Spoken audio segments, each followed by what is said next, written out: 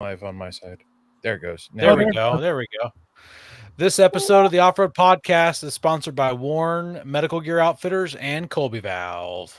Off-Road Podcast, episode 374. Summer Alcan 5000.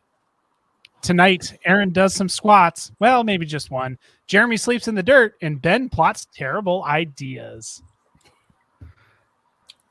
Nothing's changed. Welcome to the Off-Road Podcast, a podcast about everything off-road. We cover the news, review products, and interview people in the off-road industry, along with Beat on Ben. Your hosts tonight are AA Ron, Jeremy, he's here again, and my name is Ben. And joining us tonight is Andy and Mercedes. And welcome to the show. Thanks for having us. Oh, yeah. The Weekend Review is brought to you by Medical Gear Outfitters. What are you waiting for? Are you waiting to have a casualty on the trail? Check out medicalgearoutfitters.com to get straightened out. Medical Gear Outfitters has everything you need, whether you're going out for the day or traveling on a year-long expedition. Head over there to get off-road specific kits that meet all of your needs. And while you're there, make sure you use Off-Road Podcast for 10% off. Well, Ben, what have you been up to? Fortunately, I haven't been beating any children or injuring myself or anything. I mean, in the sense of like needing ice packs like I did the other week.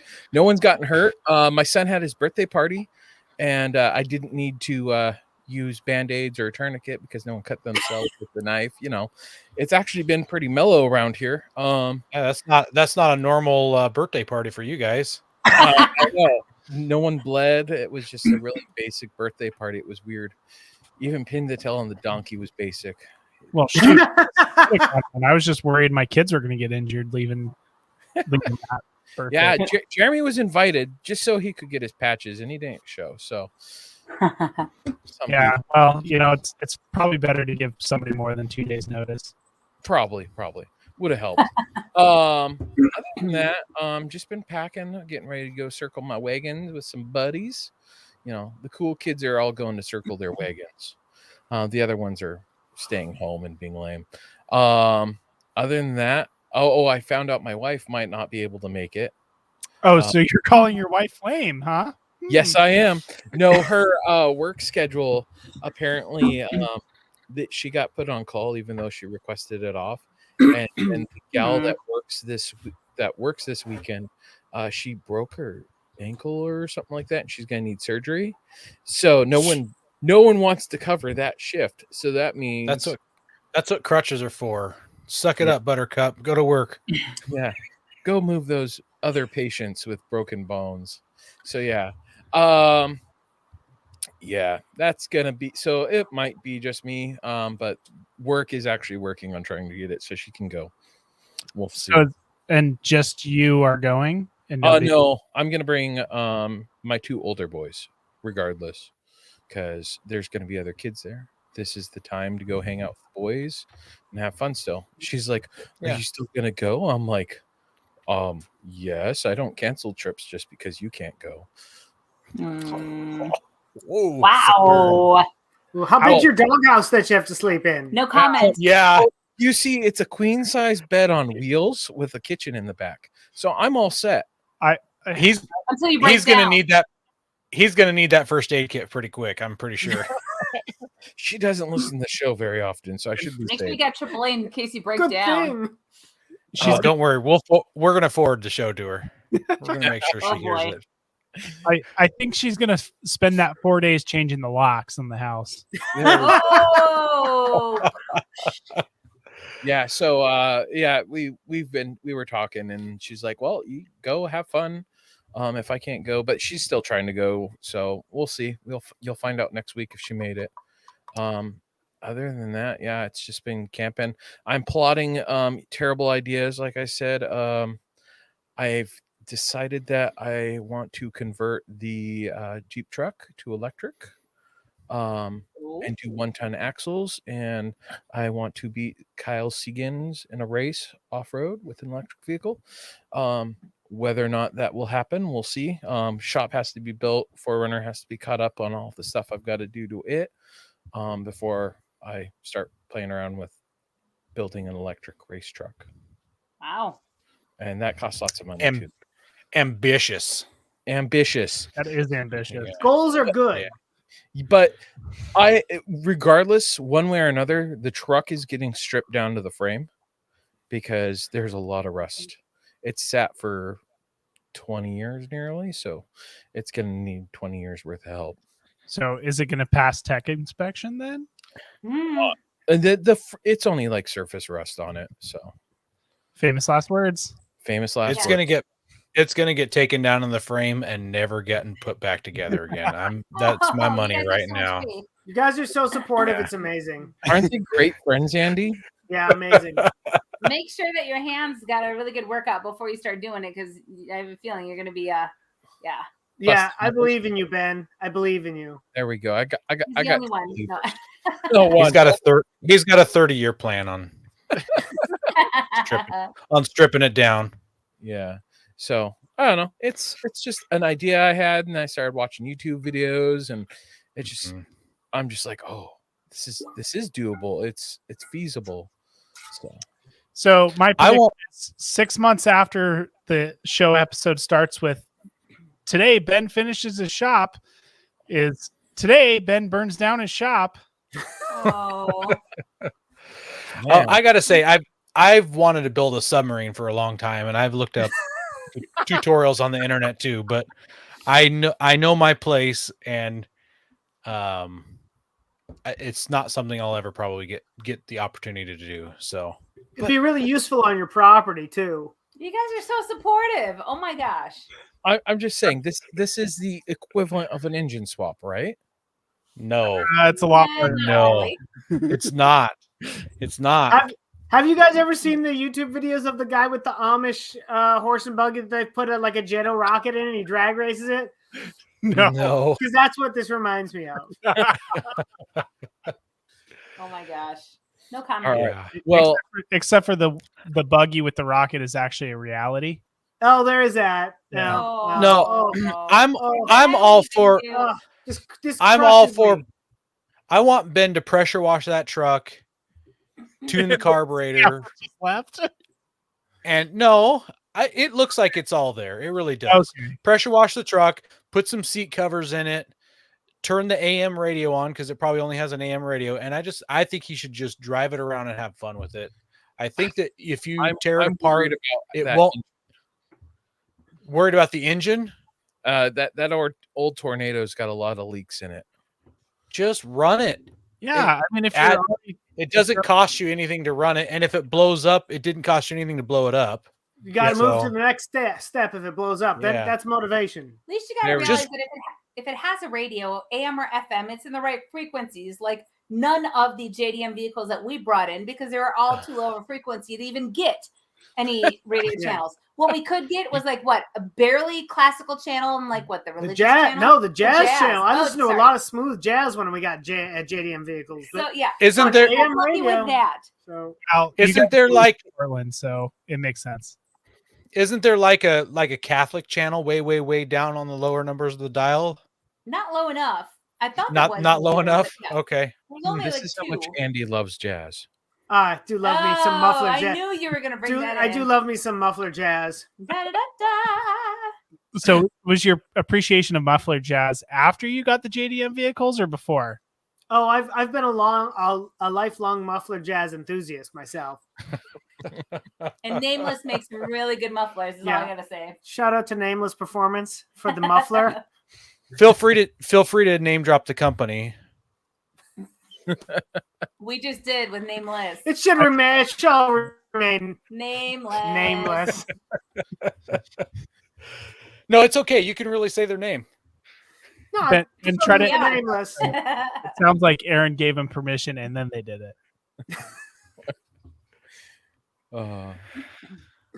Well, Jeremy, what about you? Since you didn't show up to that kid's birthday party, Yeah, I know. I actually went get camping. your with my- patches. Yeah, I know. I went camping with my 4-year-old, so this is not the first time we've gone camping with him, but it's the first time we've gone and spent an overnight with him. Oh, And You like, keep up talking there, Jeremy. By the way, I expect that to say it's not the first time, but it's going to be the last.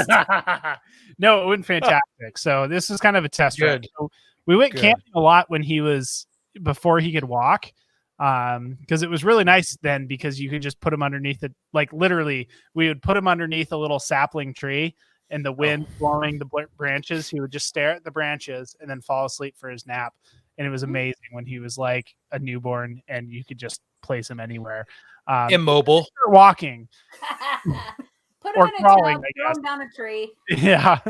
And then you can't trust them walking on uneven surfaces. And then we tried to go camping last year as a family, and I guess it wasn't our 4-year-old that was the problem, but our 2-year-old fell in the river. And then they wouldn't nap, so then we ended up going home like midway through the day. We literally got to camp, set up camp, put them down for a nap, and then after nap time we packed everything up and went home, because they did not nap and we were not looking forward to that night. So this is the first time I've taken him camping since. It was great. We ended up going to a numbered campsite because it's close to home, but it was at the Belfair State Park. So We know that state park very well. oh yeah, it was definitely, as far as numbered campsite goes, it was pretty awesome. Yeah. We ended up staying right next to a river. Like there's literally a creek that runs through. Yep. And we got one of the campsites right on the creek. And so that was great because my 4-year-old got to go play in the river and I could sit there and watch him. And it was only like, I don't know, like maybe 4 inches deep at the time. So there was no risk of him drowning. If he fell in, and I would just hear screaming probably, and a very mad 4-year-old, but that'd be the worst of it. We know that area. Yeah, we know that area very well. We have some Canadian friends of ours, Nick and Tina, that would come down. And so we'd get one of those tandem sites right around the corner from where that little creek was. And we'd always walk up in that little area and then go right up to the shore. And, you can check it out, especially when the waves are out, when the ocean's out, the tide, wave, oceans, no, it's a great little campsite. And in between the people from BC and Vancouver area and us in Portland, it's a great equidistant campsite. And they always keep it really clean in Belfair. Yeah, it was really That's nice and much better than camping at Tahutia. So I hear. Where your catalytic converter will walk away from your vehicle. Oh no! Jokes on them. I don't have one. Yes, same. Yeah, but they'll find something else to steal. Yeah, they definitely will. Yeah. Yeah. No, the worst part about the weekend for camping was it was nap time when I was packing up the Jeep to go, and then I called to my 4-year-old and I said, "Hey, clean up your room and then we'll get going." And then my 2-year-old, like 10 minutes later, starts yelling out, "My room's clean! My room's clean!" Because she wanted to go camping. Oh no! So I'm taking the 2-year-old and the 4-year-old out next weekend to the same spot. Man. Oh, One adult, two kids. So we'll see how that goes. good luck with that. You're outnumbered. Yeah. I am outnumbered, but I mean, if things go as well as they did with the 4-year-old, I think it'll be okay. Once they're that age, it's a whole lot easier. The first time we took the 2 older boys out camping, my youngest, all he wanted to do was climb into the fireplace or the fire pit that they have and play with the ash and all that, and then or go across the street to grandma's campsite. And they kept wanting to run back and forth, but people are driving through, and at that age, they don't pay attention to vehicles. So, No. Oblivious. Rough trip. Well, good luck for next weekend. Yeah, we'll see how it goes. Maybe next week will be an unmitigated disaster. We'll see. Well, let's hope not. We'll be thinking about you. Let's put it that way. Yeah. Oh, also, my son is really into fishing right now. And so he had his fishing pole, and so he got to fish in the river next to the campsite. But don't tell him. But he just had a little plastic fish on the end that they give you to practice with. He didn't have a hook or anything because there's no fish anyway. I told him the fish attractor, because there was no fish in the river, so he had to get the fish to come in the river before he could start trying to catch the fish. So yes, start lying to him young. Good idea. Oh. I can see Jeremy in a few years. Don't worry, son. The only thing you're going to catch is nothing, and I'll catch a buzz while we're fishing. Oh, Lord. You use the fish. You got to use the fish attractor because my kid's going to be a great fisherman. Oh yeah, you're going to buy him at the store and hook him on downstream. No, he's going to be a great fisherman of plastic fish. Yeah. Oh, he reels them in every time. He reels in a fish every single time. Amazing. I suppose. Yeah. How about you, Aaron? What have you been up to? Squat. I didn't touch my truck. It's ready to go into the shop. I need to do that. And I haven't touched my shop either. So I had a very busy week and accomplished nothing, it feels like. So there's that. But I've got some bad news. Apparently, I'm lame because I can't make it to the Circle Your Wagons camp out this weekend now. What? Yeah, I'm backing out of the trip. So, yeah. Let me just change your name to Ben. Yeah. Backs out of the last minute trip, or backs out of a Christmas Valley trip last minute. Yep. What's the story? So, why are you so lame? There's no real story on it, but yeah, I just can't make it this time. I let Coy know, and he's like, "Oh, I can't wait to tell Ben," is what he said. So, you know what? We should make an event that you're supposed to just back out of, and then everybody will show up. You need I was gonna say you need it for cars that have the engines in the rear or something like that. So it's a Corvair back out event, or I don't know. That was a super lame joke. Yeah. Yeah. Andy was chuckling. I can't help it because he loves. Yeah. No, I do. Pointed in you, Aaron. Why Aaron and I are friends. So that's right. Yeah, we're both a pair of lame jokes. I was looking back through our most recent text back and forth, and you were still in Canada, and we shared a couple puns back and forth together, and we were talking about the menu and how it had some punny names in the menu as well. So oh yeah, from Northwest Territories. Yeah, the beer name. Yeah. Oh my God. Yes. The Bohemian Raspberry. Time in Canada.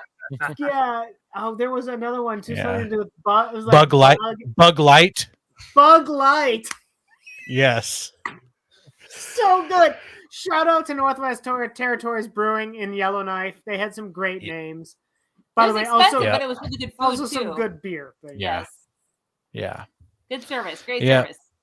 So yeah, I got nothing to talk about this week. Hopefully I'll have something to talk about next week, but we'll see. How about you guys? Done because you will have time to work on it since you're not going camping because you're lame. Oh, I know. Very lame. Ooh. I'm very lame. Very lame. Disappointed in you. Yeah. How about you guys, Andy and Mercedes? Have you guys done anything in the last couple of weeks off-road related? Oh, went out to the dunes yesterday, Sunday, and flogged the old Pajero, the Terra Tractor, our 1991 Mitsubishi Pajero. The one we took on the winter Alcan 5000 rally. Yeah, we took it out for a dune day, and it was a beautiful day out there, and so got really warm. Surprisingly warm. Andy's like, oh, it's 64. It's supposed to be 64 in Pacific City. Okay, it was probably 77. I'm wearing a black long sleeve technical shirt. Yeah, it got warm. Technically speaking, but it was a beautiful day at the dunes. Honestly, in the 15 years I've been going to Sand Lake, I don't know if I've ever seen the sand that soft before. Yeah, I don't know if it's just because it hasn't rained that long or if it was warm or what. But anyway, so we went out there. I was literally just telling Andy, in the morning we both have been like, oh God, we need some sleep. And every time we wake up in the morning, the last couple of mornings, we're like, oh God, we need some extra, like another 5 hours of sleep. So we were looking at each other and we're like, do we really need to go to Sand Lake? And of course, I don't have a ton of sand dune driving practice, and I'm gearing up for the Rebel Rally coming up in leaving in like a little over a week. So I need some sand dune practice. And so, and I thought, oh gosh, Sand Lake by us on the Oregon coast is always so hard. It's usually wet. It's completely different sand dunes than Glamis or the Imperial Sand Dunes way down by the Mexican border. It's like you've got slip faces, you've got cornices, you've got really loose, open, huge sand. And I'm like, there's nothing anywhere like that unless you get to Florence, which is too far away in Southern Oregon for us to have visited. And yeah, I was pleasantly surprised. It was the loosest and most soft I've ever seen in 15 years. Yeah. So we did that yesterday, which was great. Otherwise, there's always something to do on old vehicles. So, fixed stuff, broke stuff, but then we did on-road crazy stuff in the last couple weeks. So, but we'll talk about that soon. Yeah, so. we have a new Subaru that we actually bought, and then we just threw some. We didn't steal it. Just threw some new wheels and tires on it recently. So just put on some 15x7 Rika Seeker wheels with some BF Goodrich KO2s on it. Threw on some Rally Armor mud flaps. Just picked up a full skid plate set from Primitive Racing here in Oregon. It's literally sitting right over there now. And then a few other parts coming forward. We have a Rally Innovations light bar, some Light Force lights going to go on there as well. But it's not necessarily going to be a hardcore off-roader by any means, but it's definitely going to see a lot of dirt roads and bad roads and a lot of cross-country trips. A lot of seeing our family back in the Midwest. We wanted something with better ground clearance, with all-wheel drive, and among some other things, and just some nice creature comfort. So, we got the base model. It's a stick shift, but that's just all we drive. And so it's a 22 white cross track, and we're really excited about it. So, she hasn't seen much dirt. She hasn't seen anything at all yet. Barely has 1,000 miles. I was going to say, it's got like 1,000. We literally just broke it in. So we've had it for, I don't know, like 3 months. 3 months. We've only got 1,000 miles on it, but we've been traveling like mad. And of course, we'll be getting into that soon. Yeah. When does Warren start making wheels for the cross tracks? Because I'd be interested. Oh, yeah. I'll have to see when we're going to get in on that. My guess is sometime between now and the third Tuesday next week. So okay. That's soon, huh? Do you have something to announce? Third Tuesday. Yep. Okay. Yeah. Jeremy, you just need some wheel adapters. Oh yeah. Just get some wheel adapters. You can get yourself some 5x100 or 5x124 wheel adapters and run yourself a positive 0 offset wheel and have them sticking out like crazy. That'd be a good look. Here's the Wheel King right here. And do some stretch. He's really good. I am. Oh, that's terrible. Wah. Oh, come on. Not even a laugh. This is like Andy's kind of level joke. I think I need an AED. An AED. The real question is, if I put those on my cross track and it has the little fake the lockout hubs to lock the cap, could I convince anybody that it's really lockout hubs? Oh, you probably could. We get the question all the time when we have the wheel on display. They're like, whose conversion is that on the Tacoma? I'm like, what do you mean? They're like the hub conversion. I'm like, I'm kind of looking at him. He's like, points at the hub center cap on the Warren Epic wheels. I'm like, oh no, that's just a hub. That's just a center cap. This is the style. Yeah. Oh. I think you could pull it off, Jeremy, because you'd have it at all 4 corners. You'd be like, it's needed because it's all-wheel drive. Yeah, you could totally fake people out on that. I'm sure you could, especially with X mode. Some days I want front wheel drive. Some days I want rear wheel drive. Yeah. Some days you want cross wheel drive. Yeah, or no wheel drive. I just sit in the. I just bang through the gears while revving the. Jeremy wheel drive. There we go. Oh man, you save on fuel if you only have one locked in. Yeah, exactly. It's a it's a fuel saver. Yeah. We also want to thank our sponsor, Patriot Patch. Head over to patriotpatch.co and check out their selection of great patches, shirts, cleaning mats, signs, and stickers. You can also join the Patch of the Month Club for $15 and receive a patch, matching sticker, and artist proof each month. I'm looking for mine. It's all the way up here. Hang on. Oh, I'd show our patches, but I don't have them yet. So there we go. This is this month's patch of the month. Is it? Yeah, it's Liberty. Yeah. So that is the right patch of the month patch. So, yep. And then of course we've got the off-road podcast patch. and the Lumen Locker rocker. So good. So yeah. good. Do we have an off-road podcast one? Not yet, honey. We don't. Not yet, but Hey guys. next time. Well, Hey, next time we bump into each other, you'll have something on your headliner. Yep. You could have stopped. You should have stopped by and saw Ben on your way to and from the Alcan. He could have given you one. Gosh, I thought about that. You know, there is something called the Pony Express or like, you know, USPS or something, but you know, just saying. Yeah. We better see you guys in person anyways. Exactly. Absolutely. We hold the patches hostage so that we see people in person. There you go. Until we pay ransom for them. Yeah. Well, I mean, I haven't even gotten one yet because I haven't seen Ben in person. So. Oh, snap. Coy must be in the comments that says Facebook user. It says, remember that time Aaron bailed on a trip and Ben didn't? Man. I think this might be the first. Yeah, we'll have to make a patch about that. Yeah. Man. It's getting hot in my podcast studio right now. I don't know if I'm having hot flashes or what. Just Hey, that's my excuse. It's probably menopause. Menopause. Right here. Andy's got a good name for this. It's called the Fanopause. Slen Pet. That's what it's called. It's not my name for it. It's it. like, wait, what? So yeah. Anyways. TMI. It's not the Fanopause. Oh, so I got those patches mailed out. Oh no. Me? Last week. No, I'm not mailing you any patches.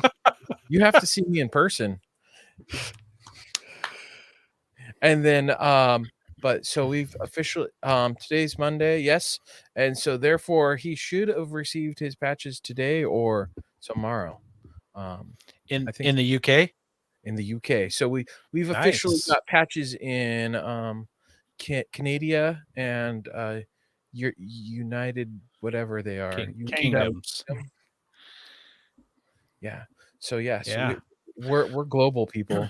And yeah, big time now. That's pretty cool. I know. And then like next it'll be Australia or something. I'm waiting for the email. Yeah. Oh, we'll be definitely shipping them to Australia. Yes. Yep. I know a guy.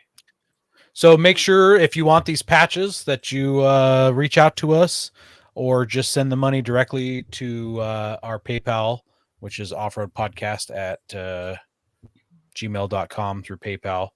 Yep.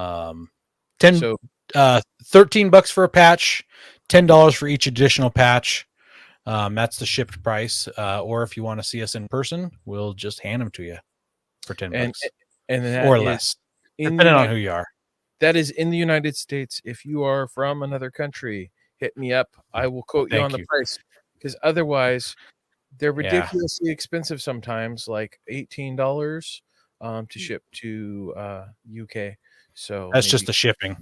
That's just the shipping. So yeah, not fun.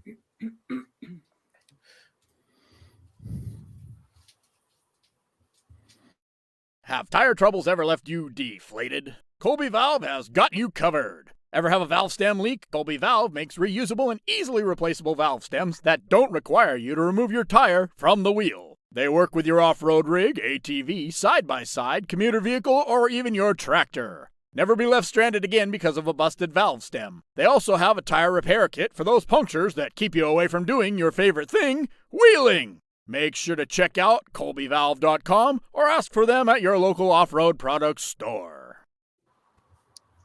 Hey Ben, can you offer to cut Mercedes valve stem? Because that seems like something you do every time you see Mercedes. Yeah, Ben will come down there, give you a patch, and slash your valve stems. And give you a there you go. Hey, but the joke is on him because I have enough Colby valves that are awesome, by the way, that I can fix them all, and then I'll laugh at him. Oh, good. Good. You're just inviting him to come and slash your valve stem. You know, payback could be a you know what. So I do know where they live, so it is possible, and they have so many vehicles in the driveway. We'll test how many they've got. A lot of Colby valves. Oh my goodness! I have a bunch of them. The whole press fleet got slashed. Yeah, then I'll know who it is. No, yeah, Colby Valve is a great company. It wasn't just a tweaker. Well, our first news story is about the speculation for there being a 2025 Ford Ranger Lightning. So not the Ford Ranger Splash Edition that Andy's super familiar with. Love me some Ranger Splash. Yeah. So apparently, yes, it's got to be step side. Yeah. So apparently the F-150 Lightning far exceeded Ford's production plans. And they're like, we got to build some more of these things. What else can we do? So they've trademarked the Maverick and Ranger Lightning name. So look out, world. They did specifically say they've got no plans to EV up the F-250, F-350, F-450 heavy duty trucks. I wouldn't be surprised though if down the road something happened with those bigger trucks or something like that. But for now, they're going to make a move on. I mean, we're assuming this is all speculation because they haven't come out and said they're doing it. But by trademarking those names, there's a good possibility of it. So the Ranger is kind of the next logical move because that mid-size segment truck is super hot right now. And Ford did say that their next gen electric pickup truck is going to be made in Stanton, Tennessee, starting in 2025. So that kind of sounds like that would be the Ranger coming out of there. So the article also mentioned that they're considering making an electric Raptor. So that would be pretty dope. 580 horsepower, 775 foot-pounds of torque. I'm just curious about what the weight might be. Yes, immediate torque. Immediate torque. Great for crazy for sand. Thing. Yeah. Yeah. Or anything. Like great for digging holes in sand. Yeah. What was that? Yeah. Hello, paddle tires. Yeah. Right. Yeah. I've there you go. I've talked to a few guys that have actually test drove the F-150 Lightning, and they've only said good things about it. Obviously, this isn't a long-term ownership. I mean, I've heard stuff about people getting locked out of their Rivians where it's blocking their charger in the garage so they can't charge their Tesla too, because some people have exorbitant amounts of money for electric vehicles. And it's just if they can afford 2 electric vehicles, they should be able to afford a second charger. Yeah. And the Rivian was like when they were brand new, and so I don't know what that problem was, but who knows. Yeah. But I don't know. Yeah. I've heard good things, so it would be cool to see other vehicles, especially like a Raptor, because that's more power. Yeah. Well, our next story is the opposite end of the spectrum. Jeep is going to end the diesel Wrangler. Did you guys see this coming? No, I didn't know about this. This is breaking news to Andy. MIA. Yeah. So everybody's like, I love the diesel. I want the diesel. Let's get the diesel. Let's do the diesel. Everybody wants the diesel, you know?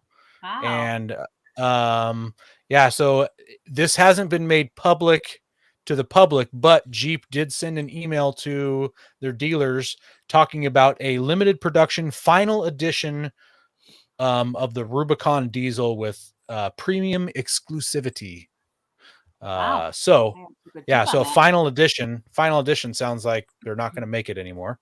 It's going to have the final edition is going to have a gloss black grille, LED lights, 3.0 diesel hood graphic, body colored highline fenders, 2-color 5-spoke wheels, trailer tow package with a class 2 hitch. Inside it's going to have black leather seats with red accents, slush mats, cold weather group, which is heated seats, steering wheel, and driving safety, blah, blah, blah, garbage. We don't care about driving safety heads here on the Offroad podcast. So the pessimist in me tells me that the final diesel edition is just going to be, they're phasing out the 3.0 diesel and they're going with a different do they diesel. Well, so let's look at it though, because Dodge, maybe I can't say Dodge, Ram just dropped their 3.0 eco diesel 1500 Ram pickup truck. So they're not making the eco diesel for the pickup truck now either. So That's unless they've got another diesel they've got hiding in the wings that they're not talking about. It'll be a Surprise! I'm gonna have to talk to Jeep about that one. So the I guess is it just the Wrangler, or are they keeping the 3.0 and the Gladiator? So Gladiator. Yeah, so there was no mention in the email about the Gladiator losing its diesel, which they're the same chassis, so I don't know why they would drop it from one and not the other. So maybe they just haven't released a far out edition of the Gladiator yet. And there's some speculation. It says the wording of the dealer email specifies that it's the end of the Rubicon Diesel, but there's still non-Rubicon Wranglers that you can get the diesel in, but it would be kind of silly to drop the diesel out of the Rubicon and keep it in the lesser packages. I'm not sure. So we'll see. I'm curious. When did that email come out, Aaron? Lots of speculation. Let me see here. When that email come out? This article is from this morning. Oh, wow. Okay. So I'm curious with this, if maybe because the Wranglers have the 4xe and they're headed towards that electric avenue of vehicle options, if they're phasing that out because they've got the 4xe and the Wrangler, and so they're like, oh, okay, well, you've got a gas and electric hybrid option, so we're going to remove the option of the diesel, and they're not planning on doing an electric version of the Gladiator from what I've heard. So therefore, keep its diesel for its power and their towing. So that's a good question, Dan. I mean, you know, the 4xe, I mean, that's been such a popular option for the Wrangler, and I mean that's what I'm going to be rallying for the Rebel Rally coming up this year. But it's surprising that they would drop the diesel altogether. So I'd be very curious to talk to them and see what they're, if they're willing to divulge any information on that. Well, the other thing about it though is that I remember being I was at the SEMA show I think it was probably 2018, 17. And somebody, not from Jeep, but somebody else, another OEM said, everybody says they want diesel until they drive the diesel. And then they're like, yeah, it's not as fast as the gas and it's not as fast as the hybrid. And, diesel's dirty and blah, blah, blah, blah, blah. And I mean, there are countries that are, especially over in Europe, that are banning diesel engines or the sale of new diesel engines because of particulates and so on and so forth. And you do have to use DEF and, the diesel exhaust fluid and all that stuff. And maybe it's a case that Jeep was just like, we gave the enthusiast crowd what they wanted. And then they didn't want it, which is the typical enthusiast mentality. Everybody says they want it until it comes time to pay for it. Everybody wants to do diesel stuff until it's time to do diesel stuff. So it's interesting for me. I'm very curious to see, of course, with the Rebel Rally coming up this year, I was trying to say, hey, can you give me the Magneto 2.0? Because that's all electric, even though it's a concept. I was like, give that to me and I will, review, drive, test everything in the Rebel Rally with it. But of course, they're like, we want to do production ready vehicles, which I totally understand. But I'd be very curious to see if their route is only going to be solely electric or if they're going to have any other opportunities. So, with diesel, it'll be interesting to find out. Yep. Travis in the comments says that the new Hurricane motor might be more EPA friendly than the Eco Diesel. That's possible. I haven't looked into any of the EPA stuff of it.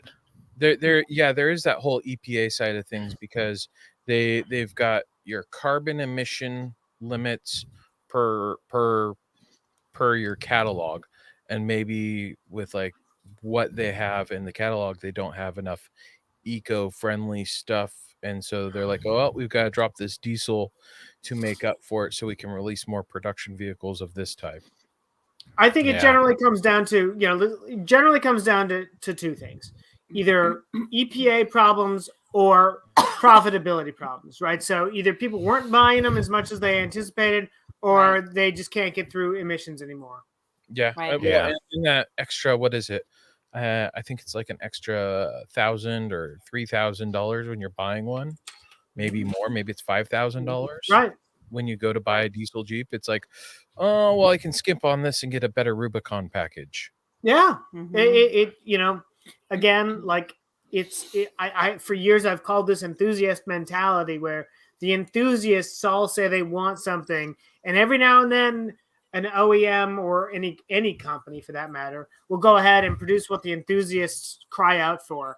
And a lot of the times, unfortunately, when it comes down to brass tacks, people aren't willing to pay for what they really want. Yeah. I've seen it happen countless times on the EV, not the EV, on the OEM side. I've seen it happen a bunch of times on the Parts. aftermarket parts Yeah, I side. was Where say. they really want fender flares for the fourth gen 4Runner.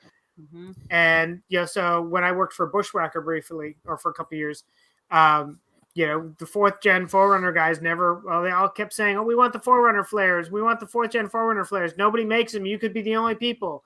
And apparently, before I worked there, they said fine, and they said if you put down a deposit, because we have to pay for the tooling. Yeah, get a group buy, right? Get a They group said? buy, Yep. Group buy. and we'll make it. And they got like 15 people willing to do it, and that was it. Yeah. Anyway, but I don't know. We'll find. This is very interesting, though. Yeah. Yeah. And I've heard like with Chevy, like they're dropping their diesel engine for the Colorados.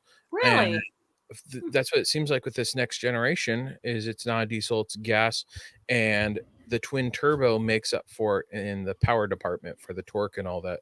So maybe it's like, well, the numbers just let's simplify it and have GM's got what, one engine with 4 different packages on it for 4 different levels of power. And so if you want more power, you pay for more power, but it's all one engine, so it's simpler for them to tool and make, versus especially in the world of COVID and parts and how hard it can be to get stuff. Simplify the market. Yeah, in the comments here, someone says diesel just isn't worth the trouble since they're already trying to emphasize EVs, and that kind of makes sense too. Yep. So well, we could probably continue on this for days and days and days, but I think it's time for that main topic. Go prepared with Warren Industries. They produce the first recreational winch. Wait. Andy's here. Andy. Oh yeah, Andy. We gotta do the ad. Oh, do I have to do the ad? You gotta do the ad. All right, here we go. Ready? For nearly 75 years, Warren Industries has offered a host of vehicle products that you can trust, whether global expedition or their local trails. Depend on Warren Industries to get you to where you're going. Go prepared with Warren Industries. With Warren Industries. That's pretty good. By the way, it is our 75th anniversary in 2023. Just FYI. Are you guys doing a 75th anniversary of the 8274 winch or whatever that number is? Ooh, that'd be nice. Well, the 8274 came out in 1974, so no. But okay. Are we going to do an anniversary winch? Aaron, I can't comment on future activities at this point. Of course. Oh. I don't care about the winch. I care about the hats, because the Warren anniversary hats are my favorite hats still to this day. We're definitely going to have anniversary hats. And probably patches. Are they going to be as good as the last ones? Because those ones are pretty hard to beat. They're going to have several. Only go up at Warren Industries. The numbers are going to be higher on it at least. Yeah, it'll be 5 years better. Yes. Yeah. Than the 70th. Yes. I still wish I could buy more of those hats. I have 2 of them. See what I can do. I'm sure like hat stickers and decals, maybe, or decal stickers and patches, possibly, maybe, hopefully. Never know. Yeah, sounds good. All right. Well, the most important question has to be asked first. Did you guys eat any poutine? No, but you know what's crazy is Did we get poutine? No, but we had some of our rally partners get poutine, and I wanted it every single night. But I'm like, oh god, French fries and like gravy and like cheese curds and everything on top of everything else. Wait, was there anything else on the menu the whole time? No, I'm just kidding. Yeah, so things. We did not have poutine, although some of our friends did. Well, can you say where? That's the whole story. Where and anyway, it's been great being on here. We're done. Mercedes kind of mentioned it a little bit what poutine was. Can you quickly describe poutine? Deliciousness in a bowl. It's French fries or pommes frites. It's French fries with gravy, cheese curds, and it's incredible. It's so good. And on top it of can other be things, amazing. Yeah. And it can be Sometimes they disgusting. can have like pulled pork. Sometimes it can have all kinds of stuff in it, but it's usually French fries, gravy, and cheese curds. And usually they're delicious. And our very first experience in downtown Vancouver, BC was disgusting. So But they're not it's all, always been good afterwards. yes, they're not always created equal, but poutine is a big, huge thing up in Canada. Yeah. Yeah. All right. Well, now that that's out of the way, and I'm jealous, although even though you didn't eat them, I'm jealous that you had the opportunity. Can you give us like a general outline of where the rally took place geographically? So it started in Kirkland, Washington, home of Costco, but it is outside of Seattle. And from there, we went through all of British Columbia. We went as far north as Dawson City in the Yukon Territories. From there, we went back south towards Whitehorse with a dip into Skagway, Alaska. Optional, but we did that. From Whitehorse, we cut to the east through Fort Nelson, British Columbia, and then into Northwest Territories, where we went to Yellowknife for a couple of days.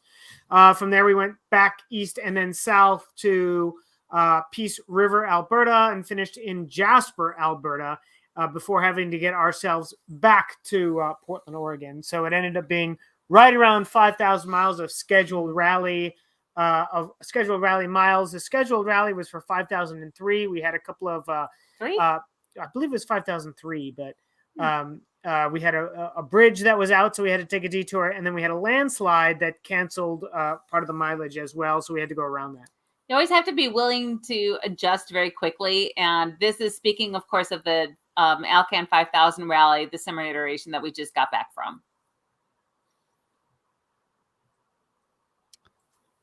So that's a lot of places. I couldn't even follow it. How do you follow it when you're on the rally? Well, we use a route book. So they give us a spiral bound route book. Once you hang on. Wrong way. Once you sign in or check in, you basically get a packet. You have to show your proof of insurance. You have to show registration. And then they hand you a route book that shows you the entire route. That's not the cover, but they show you the entire route. Yeah. Not a good way of showing it, but. And they so for those of you who are not on the video, we're just showing the route book. And then they hand you the route book, and it's, I don't know, a pretty thick book that's got all the directions from mile 0 quarter-inch all the way to mile 5,000. And then there's little bits of information along the way, some cool little factoids and that kind of thing. Yeah, that's what the driver thinks. We as navigators have to do stuff like this. Like, I don't know if it's easy to see or not. I'm showing a time, speed, distance rally that happens at least once a day, every day. And this was our first effort to do actual time calculations, and not to nerdjack the conversation, but I'm already starting to. The Alcan 5000 rally is what is known as a precision endurance rally. It's not a go fast, go hard, go long type of a rally. It's a be methodical, be on time, be at or below public speed limits on public roads or trails. So it's very different rally than your typical race. It is not a race whatsoever. This is not like Subaru sliding sideways through the woods, like a stage rally. This totally is different than a stage rally. This is time, speed, distance, which is all about accuracy. And so what we do is, did Subaru understand what they were getting into with this then? We told them, yes. So when Andy and I first pitched this crazy idea, we did the winter iteration, which of course you guys were talking with us on. We did that in 2020. So so the Alcan 5000 rally. Let's back up a bit. So that race rally circuit has been started. So they started in 1984, and it's been going on ever since. And so now it's like the Olympics, where it's every other year, it's then winter, then every other year summer, then every other year winter. So Amy and I first started in winter of 2020. That was our first Alcan we decided to do. We're like, what's this 5,000 mile, 10-day whatever rally, let's give it a go. We were way early and new into time, speed, distance rallies. And what vehicle did we take? We had a 91 Mitsubishi Pajero, which had a 2.5 liter, 100 horsepower turbo diesel engine. It was our own vehicle. And it was super slow. And so there were times where we were, go ahead. Right. Were you going to go say Oh, no, that? I just was going to say, I mean, it was super slow, but it was our own vehicle and it was very capable and did everything we needed, but it was very slow. Yeah, there were times, I remember being north of the Arctic Circle where we were putting along and, like somebody would go by us in like a Porsche Macan or like a Subaru Forester Turbo or a Gladiator. And we would be like, this is clearly not the optimal vehicle to do this event. It was a great vehicle, but it was very slow. But we kept thinking, like, what would be the optimal vehicle? Right. And we're like, well, it should have good ground clearance. Yep. It should be comfortable. It should be durable. But it should also have decent power because there are things you have to go around, slower traffic. We were the slower traffic in 2020. But we had to put like our hazards on and move to the side so that everybody else could pass us on the rally. So we get passed by the guy grading the Dempster Highway. Not exactly. Right. But so not really. But we kept saying like it should be powerful, ground clearance, and comfortable. Those are the really three things that we have enough space for our gear. And so we thought like, really any four-wheel drive or all-wheel drive crossover or SUV would be optimal. So we thought, we had actually just ordered a Subaru Crosstrek and we thought, let's pitch Subaru and see if they would be interested in partnering with us on the rally. And we had a meeting with them and then like 20 minutes later, they're like, we're in. We're like, oh my God, really? Wow. Nice. Well, it was really cool for us because, those that don't know us, Andy and I are both automotive journalists and we write a lot about vehicular based adventure travel and rallies and the automotive industry as a whole and women within it. And so for us, it wasn't just we were going to rally this crazy Subaru and just, be able to go around and finish this rally. It was us literally doing a 5,000 mile audit and test drive of said vehicle that we were going to partner with Subaru with and write about it and document it and what we liked about it, what we didn't necessarily like and what could be improved. So for us, when we talked to Subaru of America about it, they said, okay, well, what we'd like to put you in, which is the most capable that they have, was a Subaru Justy. Yeah, it's just kidding. That. We love that too. You talk about slow vehicles. Yeah, I know, right, going from slow to slow. But no, honestly, it was a 2022 Outback Wilderness, and so it's even that much more capable than their regular Crosstreks, their regular Outback, their Outbacks or Foresters, and so we got down to the nitty gritty to understand what exactly the Wilderness series of the Outback has compared to what the regular vehicles are, and to go from there. I'm just disappointed my change.org petition didn't catch any traction and they didn't send you in pieces. So I'm still bitter about that. But before we get into talking about the Outback platform, I do want to, you kind of talked about Subaru taking you guys on. This is like totally a grassroots kind of a thing that they're doing. Not to steal your words, but do you think that they might do more of this in the future with more grassroots people? Do you have any indication of that? Or you think that they're going to just go back to Travis Pastrana? We really can't compete against Travis. Travis, I love you. We know you, but what do you think? Oh no, they're done after us for sure. Oh, stop. No, they're no. I don't know. I mean, I hope so. I think that what was interesting was when we got to the Alcan and to Kirkland for a day and a half as we prepared to leave, and people we talked to people and they were so happy to see Subaru back in rally. It's grassroots rally. Grassroots thing, like stage rally through Rally America and all that stuff. Like that's amazing. Again, that is the sliding sideways, driving like a crazy person through the woods. Talented crazy person. That's amazing. Yeah, and we love it. We love it.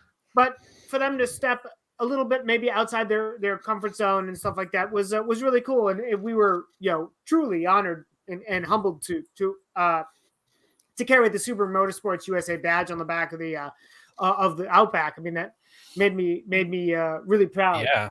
Well, and same with me. And I think, for us being journalists, we are able to really dissect the vehicle in a different way, because not only are we just driving it, right, for a 5,000-mile crazy test drive, we are really reviewing the vehicle. And what better way to say, I'm not just going to have it for 20 miles on a media test drive, or I'm not going to have it for a week as a fleet vehicle test drive. We're literally taking this in a competition.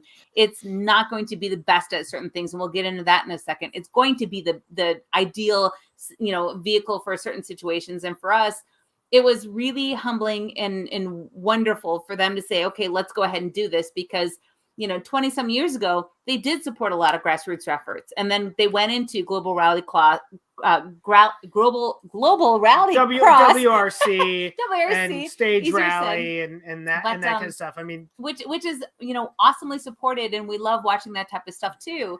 But for them to be able to say, okay, let's go back into grassroots, and to say, let's support smaller teams like us, and just see what we can do, and what they say, and that kind of stuff, and be able to unfold that experience was really cool and humbling for us to be a part of. That's a short answer. We've come to learn that it's never a short answer with you guys. No, there's and no it's short also answer. with him. It's not just me. It's not just me. I said I said you guys, but you all. So I want to say it was it the last time you guys were on? We heard about the road. Oh God! Yeah. So did you guys make the jump? Did they make a giant jump? Yeah, it was a huge jump that went over the Liard River. We stuck the landing. We got a 1,000 feet. We got a 5.0 from the Australian judge. Okay. Which was Anthony Ellison from the Mighty Overlander. But anyway, so it was like this, him watching. Yeah, it was like that. That's right. I saw the upside down camera, or the Australian camera, when you had him on recently. Yeah. But so it was funny, actually, when we got to that section, we were both like, what is this going to be like? Is this it? And it turns out that they built, I believe, some temporary. It was like, isn't it a go round? Yeah, that like kind of went like around it versus a giant jump, which we had totally prepped for. It was for me prepping. It was like this. This was my prep. That was your prep work, yeah. Andy, 88 miles per hour. Yeah, and a very comfy cushion to be able to grab onto for a soft landing. I had been doing a lot of ankle exercises to make sure I could get my throttle pegged as fast as possible. But anyway, yeah, we ended up going around it. I have video of that somewhere. I mean, literally, it was just they took you and they scooped you kind of beyond, and we were behind the Porsche team that had the dealership. And is it Miles and Tracy? I think. Tracy and Miles out of Calgary, yeah. And so we were behind them, and there were a couple other rally cars behind us during a transit. And so we went through, and we're like, "Is this it? Is this it? I think we're in this area." And then all of a sudden, we popped back on the road, and we were gone. So we're pretty sure that's what it was. I got kind of a video of it, but yeah. Yeah, of course, like Nick said, yeah, we brought our Hans devices, the head and neck shoulder device, just in case, but we ended up not needing it. So. All right. Did they miss a marketing opportunity to just have stunt drivers go and jump everybody's vehicles? And that would be a pretty good promotional. Dude, that was professional driver way close too course. Big to jump. Like, I mean, we have sorry, not to burst your bubble. Travis, maybe Travis Pastrana. Yeah. He'd be the only one. Sorry, David Higgins. No, Travis would probably be the only one that could. But literally, I mean, we had a chance to look on the side just briefly as we were kind of going around. We got pretty thick forest, but I mean, it was pretty damn big washout. We got to the end of it, and we're like, I think this was it. I think this is where the washout was. I didn't see a jump though. So. But then again, you're like driving like 700 miles or up to 700 miles in a day. You're doing an early. You're waking up at like 4 or 5 in the morning, and this is 10 days straight. 4 or 5 o'clock in the morning, you do an early morning TSD or a time speed distance mini rally within it. You get done with that. That's like maybe 30, 40 minutes long, give or take a bit. Then you do like 600 plus miles of transit. If you're lucky, you have another time speed distance rally. Then you get to go again and then get to your motel at the end of whatever, PM that is. So, by the way, shout out to Nick McKay in the comments. He and his wife Tina met us along the route. We got to say hello to them. So, awesome! So in 2020, I just have to give them an awesome shout out because we love them so much. They live in Langley, just outside of Vancouver, Washington. British Columbia, out of the other Vancouver. Sorry, my mind is just like melted already. But in 2020, they stopped and we met them for like literally 2 minutes across the border, and they had a little care package. They had some Cadbury eggs, some ketchup chips, and a really nice bottle of Singularity beer. That was one of our favorite, really rare, short time available beers up in BC. So, Yeah. And then for them to be able to see us separately on the way, trying to find us as we're trying to find ourselves along the route for this year, that was even that much more better. So thank you guys. They didn't give you a I forgot the name of it. A Kinder egg instead of a Cadbury egg? No. Dude, the Cadbury egg. Can't bring the Kinders into the U.S. You can't. Those are illegal, believe it or not. I know. That's why I thought maybe they gave you one up there in Canada. It's the little mini Cadbury eggs. And Tina, I probably weigh 10 pounds heavier because of you, but I love you. They make Kinder eggs, mini Cadburys. They make mini Cadbury. They're like this big. They're almost like the size of like Jordan almonds or whatever. But they make Canada makes them out of literally like cane and regular sugar, not high fructose corn syrup as what we make here. And everything is like hydrogenated whatever. And so they're a lot better tasting up there. So she turned me on to them. Time to go to. We might have to have them send some down our way too. We'll bring some. It's been known to happen. Yeah. Well, so let's talk about how the Outback Wilderness performed. What did it do good for you guys? It did a lot good. I drove the whole thing, so I navigated the whole thing, right. And so, from a driver's perspective, the car has 9.5 inches of ground clearance, which is crazy. Very nice to have on this event. It's bigger than some of the trucks that are out there. It's even bigger than, I think it's a tenth taller than the 4Runner, the actual Toyota 4Runner. Believe it or not.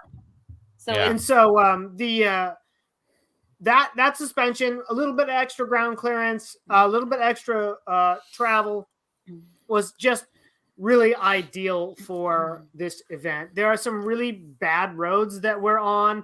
The highway that runs up to Dawson City in the Yukon, there's like potholes the size of Subaru Outback Wildernesses. And so the ability to soak up a lot of those frost heaves in the bad roads was super, super nice. Our teammates, Jeff and Ella McMillan out of the Seattle area, they had a WRX with them, which was faster and handled better. But we'd hit some of these big potholes or frost heaves, nastiness, and the Outback would just kind of go whoom whoom and soak never it bottom up. out. Never bottom out. Immediately, we both looked up in the rearview mirror and just watched them like bam, just like crash down, and it was like, oh geez. Even at one point, they said like, we're slowing down. We're gonna go. They said we're not in an Outback, so we're gonna slow down and drop back. Especially not a wilderness. And I mean, and we weren't sure. We figured that we would bottom out. We just assumed that we would. And it was actually really surprising that we never did. A couple of those were really big and long. And I mean, if you think about 10 days, 5,000 plus miles, but within 10 days. When we talked to Jerry Hines, the rally owner, he expected about 30% of that rally to be dirt and gravel and like non-paved roads. Almost like that. Yeah. Right. Some of that, not quite that bad, but that looks pretty terrible.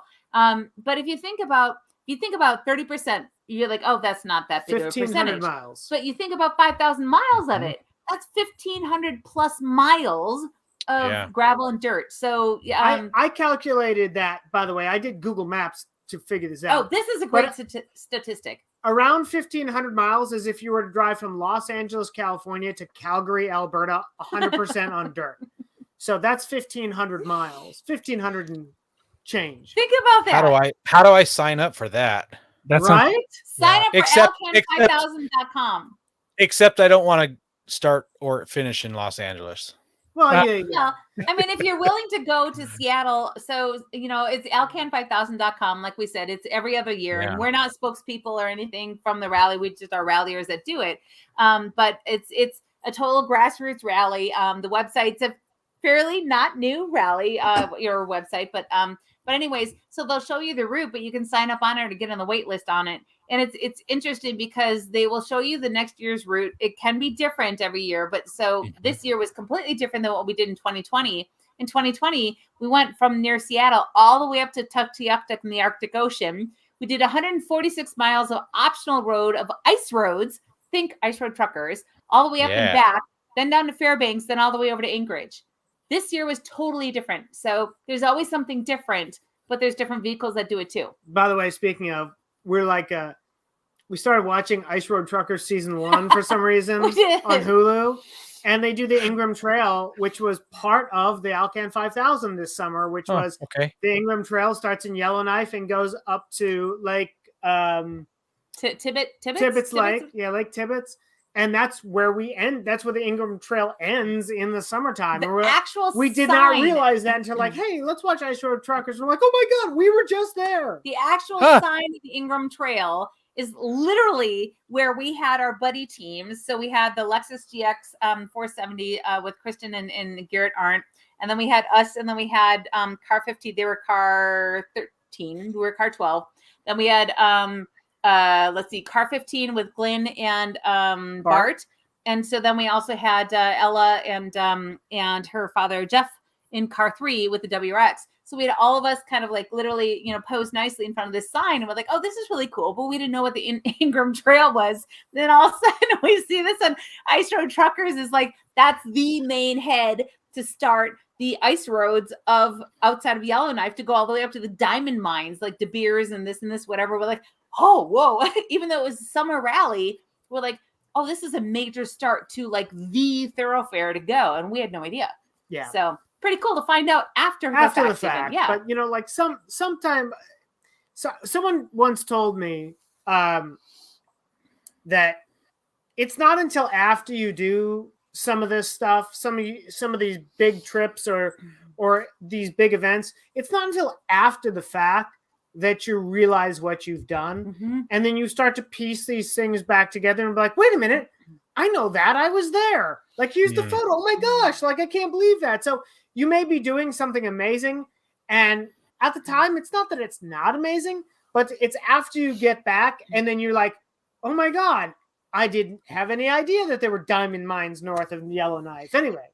And I think for us, it's so cliche, and I can't believe I'm even saying this. Like, you only live once.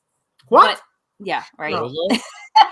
But, YOLO. Literally, when you think about it, Andy and me, both of our fathers have died when they were age 66. Mine died at 98. His died in 2014. 98. In 98, sorry. Not at 98. Yeah. In 98, and his died in 2014. The biggest thing for us is like, you know what? They're 66. I'm not that far off. We'll be 47 in like a week or two.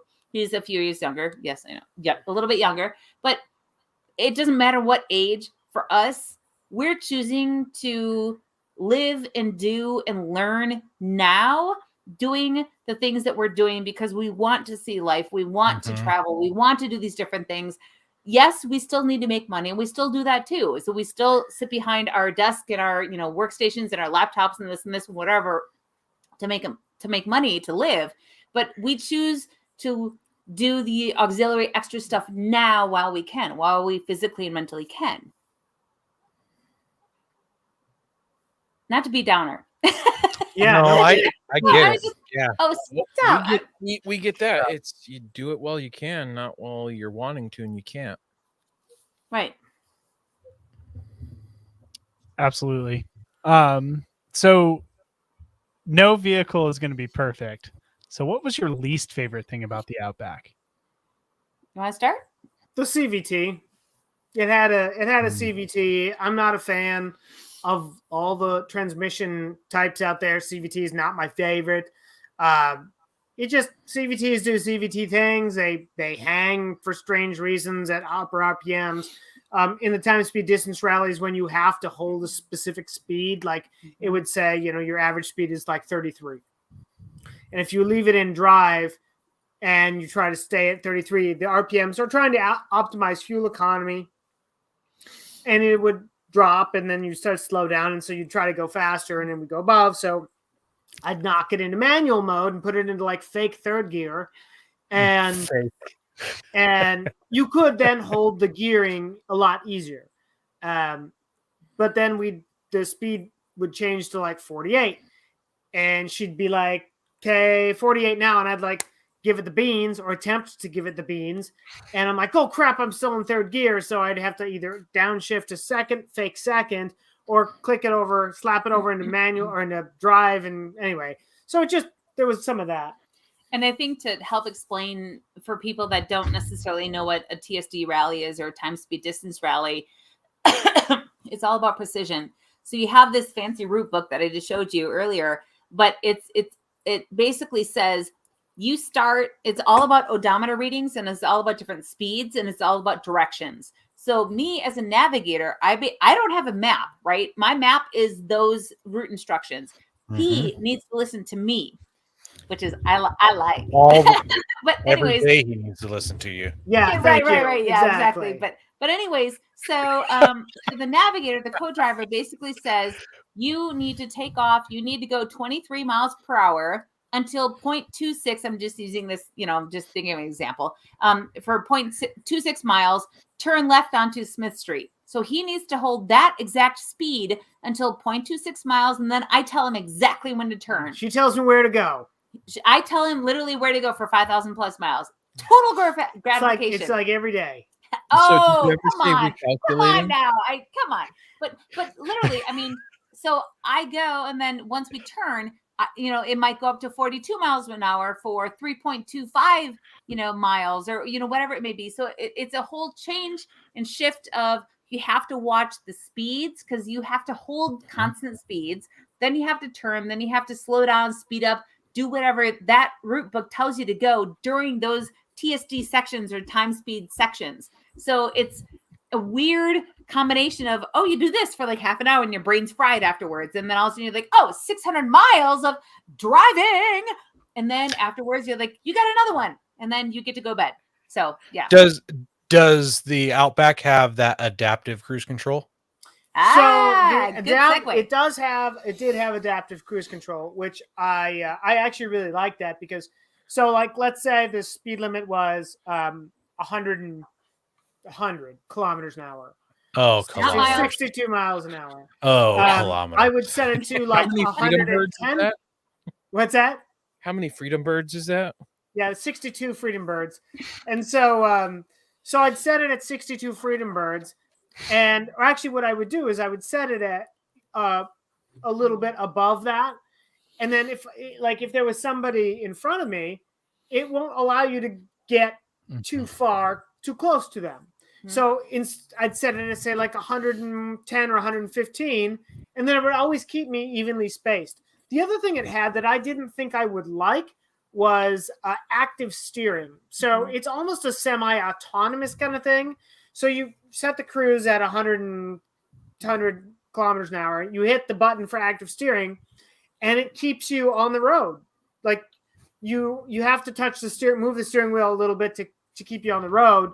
But it was great on some of those really long stretches in Alberta and Northwest Territory. It works really well. It didn't work super great in the corners. It kind of wanted to fight you, and I mean, it is what it is, but that was an interesting bit. But those are mainly, so that steering was mainly helpful when there were stripes, right? It was useless without stripes. Yeah. Right. It wouldn't work. It would turn itself off. A lot of the roads that were up there, especially in the Northwest Territories or Yukon, in the territory up there, they did not have stripes. So Andy had to pay very close attention to what he could turn or turn off and what he wanted to use when there were or were not stripes. I did turn off a couple of things. I turned off lane keeping. So Subaru uses a system called EyeSight that uses cameras to monitor the road.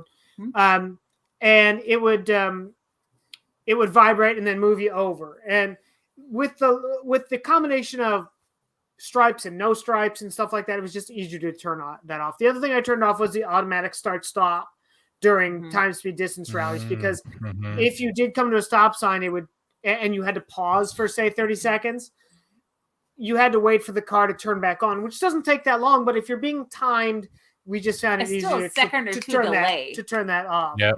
I mean, and the biggest thing is that what we realized: stripes, no stripes, gravel, no gravel, whatever it is. We were both up. I mean, obviously he was up because he had to drive, but I was up, even though some of our days were like 16-hour long days. Like, think about that. That's 10 days and you're literally on the road doing concentrated, crazy driving in the middle of nowhere. You might be hitting caribou, moose, lynx, fox, porcupines, tons of bears. I mean, like we have like tons of all the wildlife. So I stayed up the whole time. There was a question of somebody said, it was great when you were napping. No, I was not napping at all. Or I wish me, I could be. I wasn't napping at all. He was not like, so you turn that, I say semi-autonomous, and that's not what it's supposed to do. It will beep at you and tell you got to put your hands on the steering wheel. Right. And so it'll go beep, beep, beep, beep. Oh, okay, yeah. So you give it some steering input and whatnot, but it was actually a pretty nice feature that worked really well. That steering feature was better than I expected for most of the things. Mm-hmm. Did you guys have to remove all the aftermarket parts you guys put on? Because didn't you guys get a decent amount of parts to like? Just looking here, I see some Max tracks, front runner things, some gas, some phone holders there, all some Light Force lights. Did you get to keep those? So so we worked with a couple of different partners that we have used for many builds because we believe in them, whether we have bought them or worked with them on exchange for articles or what have you. But for us and other ones, we said, you know what, we've bought their products for years, and we said, hey, do you want to be a part of this? This is totally different. This is something unique, and we wanted to share our journey with them. So in essence, like for instance, the Light Force lights. There are 4 different Venom lights. We worked with Subaru of America and the Rally Innovations front bar that you see there. We worked with, that's the main modification literally on the exterior that we did with the vehicle, by the way. We worked with Subaru of America. They said, okay, let's do some minor adjustments because that vehicle essentially is rally ready as it is. But we said, you know what? Extra auxiliary lights, especially in low light situations and with a lot of the wildlife that's out there in dusty situations, we really want to have extra auxiliary lights. We learned that in 2020. We wanted to have that again. They said, no problem, let's do it. So those 4 lights that you see there, we actually took off. We took the electrical out. We took the switching out, and we're going to put that in our 22 Crosstrek that we have. The Rally Innovations light bar. We're actually going to get one that's specific for the Crosstrek for our vehicle and be able to put that on ourselves. The bar itself went to another person who works at Subaru, so they'll have that on their personal vehicle. Yep. And then as far as the interior, actually, let's just talk about the rooftop. So if you go back to the rooftop, so that is an OE Thule. So that's a factory optional Thule roof basket that's available through Subaru. So we used that because Subaru wanted to showcase everything that they had, like, aftermarket factory available accessories that they had. So the crossbars and that roof basket, you could order as a Subaru owner, you could order for your vehicle. The Max Trax Minis, we end up getting, and then also there's a prototype universal mounting plate below that from Adventure Imports, the U.S. distributor of Max Trax that we ran. And then we own a couple of the rooftop storage boxes from Front Runners that we decided to put up there for extra gear. 5-gallon container of fuel. We filled it up with premium because we figured not everybody can, run on regular, but we can, bring premium. So of course we gave that away to one of our. We actually did end up using it, not for ourselves, but for our WRX teammates. Right. So we gave that away. As far as the interior, the Scosche mounts, we've bought Scosche for years. And we thought, you know what, this is a totally different and crazy endeavor. The stuff that we had that we've bought for years didn't necessarily match to what we needed. We approached them as a company and said, hey, do you have something that is really durable that can withstand hundreds of miles of washboarded rows and this and this? So what you see on the screen there is their Terra Clamp Power Sports. So ATV or UTV minded magnetic mounts. And those we used. So CH, that was an emergency. So CH is one of our channel for buddy comms for our rugged radios. The EM is emergency. I just put those up in duct tape. We've used those to put our communications up there on the roof, on the power moon roof, aside and away from where the airbags could potentially deploy, because we wanted to be safe, right? Safety first. And so we used those. And the cool thing is over 5,000 miles of crazy roads and crazy terrain and all that type of stuff, bumpy, washboard and all that type of stuff. They never fell off once. I have to say that it's kind of funny. When we did this in 2020, most people were like super cool and supportive of the things we did, but there were a couple of naysayers in 2020, be like, "You're never gonna finish in a Pajero," and we did. In a diesel, and then in this year we had in a your couple face. Right, in your face. In your face, man. And then you don't know us. And then in this year there were only a couple of people that were like, "You're never gonna finish it in a Subaru." What? And they're like, oh, there were. And they're like, you that's a horrible idea of mounting those things on the sunroof. There, that'll never work. And so we did clearly finish, and we never had a single problem with any of the mounts falling off or anything. Well, and what's interesting is, we tried it. We really, when we were test fitting it, we did a bunch of videos and stuff via Crankshaft Culture online. So if you look at any of our reels or whatever, we tried different situations. We figured out, okay, can we mount this on the side window? Can we mount this on the A-pillar, or can we mount this in the front or the moonroof, or wherever, to see? Because I know I feel like a freaking robot. But we didn't necessarily know. But we wanted equipment that could be convertible enough and switch enough so that if we needed to change it on the fly, we could still use it. And so I imagine you didn't want a Claymore right in front of you either. So right. And the other thing too is like we've worked with all these companies in the past, and from a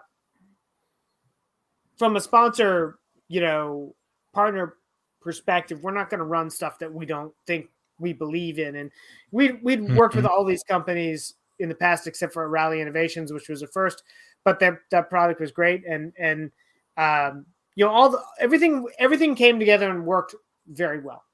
We were really fortunate with that, where we were able to, and most of the products we ended up buying for years before we approached the companies again, where we are journalists and we could say, all right, we want to review your products for magazines or publications to say what works, what could be better, what we liked about it, and what needs to be improved, right? So it's not like a, hey, give us free stuff type of thing. Sure. Like, for instance, another one too, lead lenser. You wouldn't think about lead lenser. You wouldn't think about necessarily, headlamps or, lanterns to be able to magnetize against your roof, or not your roof, but your hood, when you have your hood open and it's dusk or darkness outside, and you need to, clean out your air filter, and you need to, get into specific stuff. But for us, we bought those products for years. We've had their headlamps for years, and ours are almost like literally worn out because we've used them for so many, for so long, that we, talked to the company, and they're based in Germany. I'm dual citizen German American, and the U.S. headquarters are literally here in Portland. And we said, hey, this is who we are. We've bought your products for years. We believe in your product. We've used them for so long. Are you guys interested in helping us to do this and see what we can do? And so they said, yeah, let's send you a couple of the new headlamps and see what you can do. And if they would be of use for you. And so it was neat to be able to see the progression of those companies, because we've bought and paid for so many of them over the years, and then to be able to see their newer generation and see what happens. How was this rally different than the winter rally? Can you hit some highs and lows on those two? Well, you're the driver. That's the most important thing. It was a lot different. The winter one is really alien in certain respects, because you're in below zero temperatures, as cold as 40 below zero, 40. We saw 42 to 45 below zero Fahrenheit, which is almost the same as Celsius. and you're above the Arctic Circle where there's hardly any trees, and you'll be flying down the Dalton or the Dempster, and you'll just see like excavators out in the middle of nowhere just chugging along, and there's nobody in there. Hundreds of miles in the middle of nowhere, and the lights are on, and you're like total darkness, and they're just on. They can't shut them off. But and so there's an alien aspect to the winter one that is unlike anything else. The summer one, even when you get up to Dawson City up in the Yukon, it's trees and cliffs and hills and mountains, and you see more of it. Yeah, you see more dimension because it's not all white. It's not all. And so, but we live here in Oregon and we see trees and hills and stuff like that all the time. So it was less alien on the summer one. There was no worry about freezing to death, which is kind of nice. That was what I was going to say. It's like you literally don't have to. Yeah. And somebody's asking about bugs. Oh, that's a really good question. That's a really good question. I think, I remember watching Expedition Overland years ago when they went to the Alaska one. Their very first thing. There was a slow motion shot of Claycroft from Expedition Overland wearing a mosquito net kind of hat thing in slow motion, him just moving around, and just like the screen was dark with bugs. And when we stopped in Fort Providence, by the Mackenzie River. By the Mackenzie River in the Northwest Territories, I've never seen bugs like that. It was unbelievable. I don't know what they are. They're like gnats or something like that. And I mean, when you swat them away, there's like resistance on your hand. There's so many bugs. And I have to say huge kudos. Well, I have to say that a lot with Andy because he's, I know. He's my driver. He's got to get me from A to B and C and F, safely. But he was out there at that gas station at one of the very few fuel stops around that whole entire area. And as we were kind of filming with our cell phones, seeing hundreds of little like gnats or whatever they are, like all over the place in the side mirror. And I'm sitting there going, I'm not going to get up. I don't need to pee that badly. And he has to get out and fuel the car up. Not only that, but wash the windscreen and the headlights and the taillights because there was so much dirt on everything. I've got video on one of my reels that I posted via Crankshaft Culture on Instagram and Facebook of literally him like cleaning off all of their dead cousins on the windscreen, and literally hundreds of them. You can see them just go like all over Andy as he's trying to clean them off. So yes, Aaron, long story short, the bugs were incredible. But not all the time. Northwest Territories, they not were. all the time. Yeah, right. Not in, I mean, they weren't bad in Yellowknife, but by the Mackenzie River in Fort Providence at that gas station, they were incredible. Well, and what's interesting is the days that they were bad, so we had a ton of road construction and pilot cars or pilot trucks. Nothing's cars up there. We weren't expecting that. We figured some road construction, but there was a lot and there were miles of it. So you had to wait. And sometimes it was 20 minutes of waiting for the next pilot truck to come up and be able to take you over. And almost all of them were literally wearing hats and like mosquito nets over their heads. We're like, oh, this is different. Yeah. I've not seen that before. So, not road construction in Oregon. You don't see that. No, you don't. You're just like, you see somebody with like, big, huge gallon of, water drinking, not like huge freaking mosquito nets over their heads. And we're like, oh, we're not in Kansas anymore, honey. We had stopped at one of the rest areas along the way, and there was a guy that had I think it was a Ford Super Duty, but it was pulling a double axle travel trailer. And he just came over, as so many people do, and just was like, hey, what is this Alcan rally? So we got talking. And he's like, oh, where are you heading? So we're going up to Dawson. And he said that there was a stretch of construction that they had rain at a couple of days before, and the ruts were so bad. He said that they were dragging the axles through the dirt in the construction zones. And we did get to that area, and it was pretty gnarly. There was some pretty deep ruts and stuff. Thank goodness that they were hardened enough that some of the really low cars, like I don't know, Ben or Aaron or Jeremy, if you can bring up those old minis. Yes, like I think that's the one on 12-inch ones. 10s. Is that one on 10s? That's on 10-inch tires. The yellow one is on 12-inch. I'm not sure if I have that on larger brakes. So this one's got 10-inch tires. So those two were the ones I was worried about the most. That guy is only 3'9". anyways, I mean, kudos for those guys. I mean, they were hardcore to be out there, and to be able to do it. The other gentleman, I think, with the yellow one of them was from Sweden, and we got to talking with him, and it was really interesting story. And I mean, God, hats off to those guys. You think of us in 2020 with the Pajero Diesel that we did, 91 Pajero Diesel, but these guys were totally hardcore. But with the ruts and with all of that rain, thank God that it hardened up enough that they were okay, that nobody got totally stuck.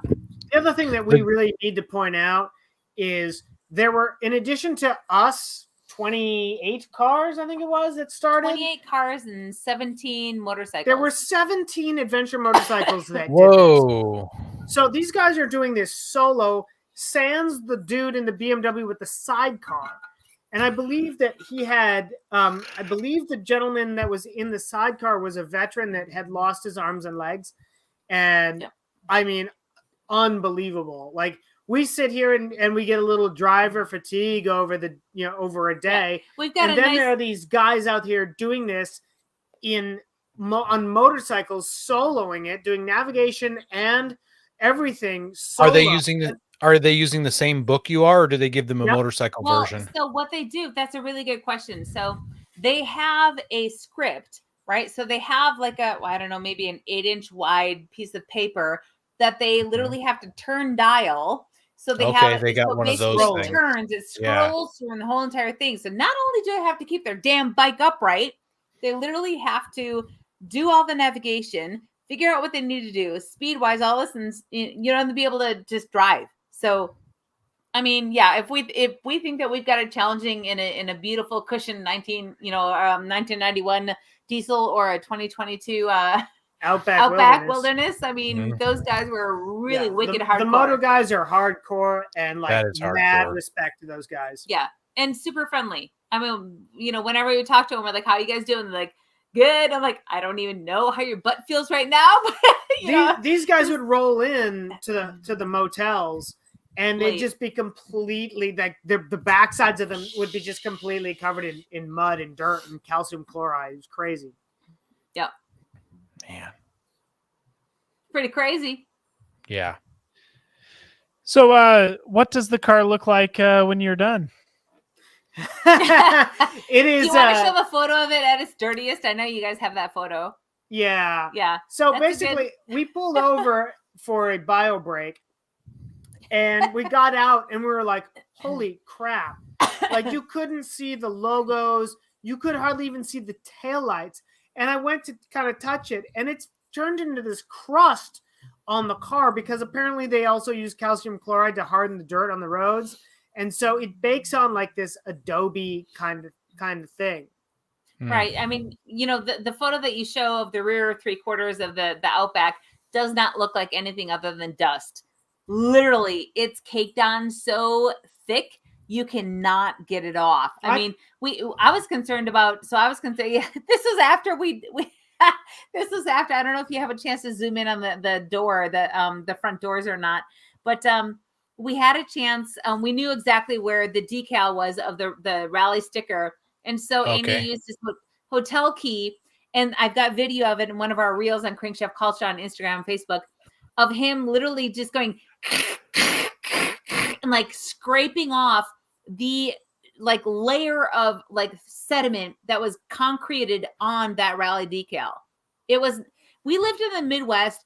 We've done a ton of off-roading in the rain in California and all over the place in Moab and everything. We are used to stuff that cakes on. This was unworldly to us. So it was really something else. And it's apparently the calcium chloride is corrosive. It melts like four times the amount of salt, 4 times the amount of snow that salt does. And somebody was telling me they put it on the dirt roads even in the summer to harden it up. But when I pulled off our stainless steel Factor 55 locking hitch pin, it had bits of and that was brand new when we had it. It had corrosion and some pitting on it. And I was like, holy smokes, like that's some crazy stuff. When we got to Yellowknife, a bunch of people washed their cars at just kind of a do-it-yourself car wash. And I was like, I'm not doing that. I want it to look like we're on a rally. And then we're also writing for articles. But I did get home and I did take it to a do-it-yourself car wash, full blast, I was like, this stuff ain't coming off. I mean, it's really something else. It was one of those things. That answers my question. I was going to ask if you returned it to Subaru like that. We did our best to clean. Andy. Thank you. Yeah, I was going to say full kudos to this man right here. Thank you. No, I mean, he did his best to be able to clean it as best as he could, not we could, and be able to get everything ready. Yeah. We took almost $20 at the do-it-yourself car wash, and I mean, there were points where I was like, that far from the paint, just trying to get some of this crap off. It stained some of the some of the orange graphics. The black plastic after I got home, and it dried after driving it, like 3 miles home. I mean, like it looked like it hadn't even been washed. It's no wonder some of these people washed off their car in Yellowknife because they probably knew what this stuff was. And what was interesting is in the 2020 Alcan 5000, when we used our Mitsubishi Pajero, I don't know if you guys have a photo of it at all, probably not. But you can find that on Crankshaft Culture on Instagram, our website, whatever. But anyways, we had certain things that were clear coated with it, right? So that so that we knew that it was preventative. We knew that the windshield was going to be gone, right? So it was going to be split and pitted and whatever, which it was. We figured that our light force lights, our headlamps, our headlights were going to be pitted and split. Our headlights were. The light force lights, thankfully, weren't. So we knew we were expecting certain damage. What we didn't get was the amount of dirt and cake on concrete that we got for summer.